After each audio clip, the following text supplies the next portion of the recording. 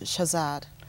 In this particular article, the writer came right out and said he would prefer to buy what Shahzad was saying in court, that blame the West for what is taking place when it comes to the actions that are taken against us, that somehow our policies are driving violent actions against us, than to accept your premise that the goal is Sharia law globally, and there's really nothing to be done about it. How do you meet that You're referring criticism? to the incident in New York City, Times Square, Yes. where Faisal Shahzad tried to set off a bomb. But by the way, later tests showed that it would have been an incredibly huge bomb, done real damage, but failed. It didn't go off.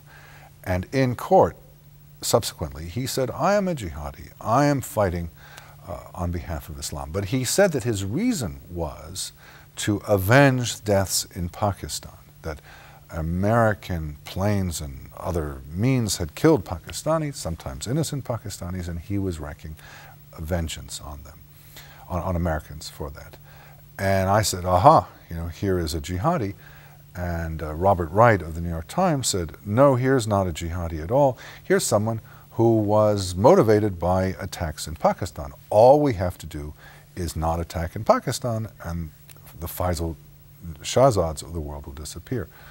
Well, I will agree that our actions in Pakistan and elsewhere can aggravate the situation, and there will be more jihadis as a result of that. But the fundamental argument of theirs against the United States is not because we're in Pakistan. After all, we're in Pakistan because we were attacked from Afghanistan. If they left us alone, we would leave them alone. But they're not leaving us alone, and therefore we're responding. Now, that they respond to our response, yeah, it's unfortunate, but we have to respond. In other words, to make it more simple, he's saying all we have to do is leave them alone and we'll be fine. Yes. And I'm saying, no, we can leave them alone all they want, but they'll still attack us. Has anybody declared the fundamental reason? I mean, what we see in the news, in the headlines, we hear that it's a provocation, although we do see Muslim on Muslim violence globally.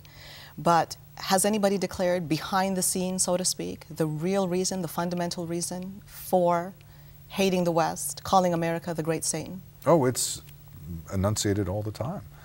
They make very clear, the jihadis, that they want to control the West, to inherit what we've created. That, oh, they'll say things like, just because Europe has been a Christian continent for toward 2 millennia doesn't mean it has to be in the future. No, there's no acceptance of that at all.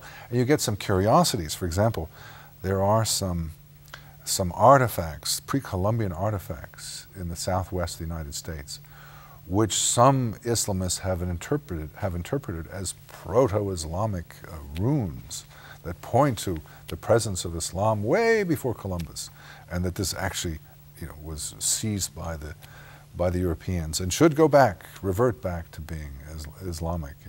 Yeah, there's no acceptance that what is will be. There's an overt claim that these are countries that should become Muslim.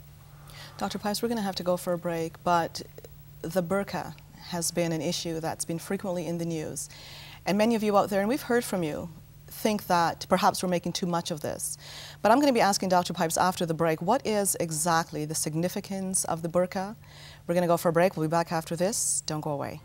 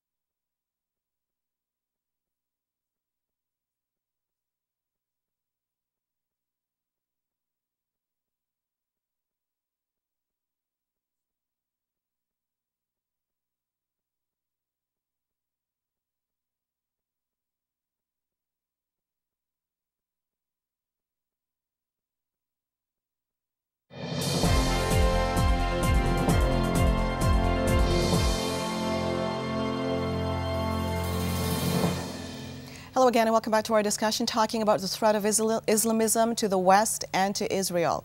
Joining me in the studio is Dr. Daniel Pipes, Director of the Middle East Forum and founder of Campus Watch. And before the break, I was asking Dr. Pipes about the significance of the burqa. Some people saying, well, why focus on it?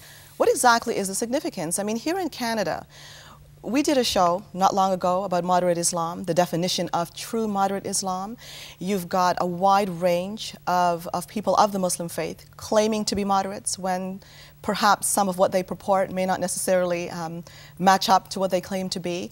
The burqa has been a true sticky point, to the point where people have been saying, well, it's a woman's right to wear a burqa, ironically. And for us in the West to put restrictions on that, it is an attack on the Muslim culture. We saw an article written by Siddiqui in the Toronto Star. However, the most recent news will show that Syria, of all places, has now implemented a ban at its universities. And the reason given by Syria is that there was concern about radicalism growing in that country. And I'd like you to comment about the importance, the significance of what the burqa truly represents in Islam. Great question.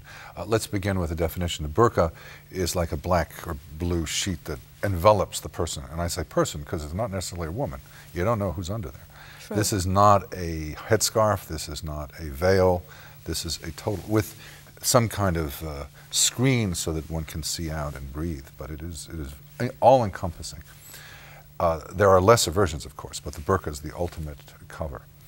There are two very different responses to this.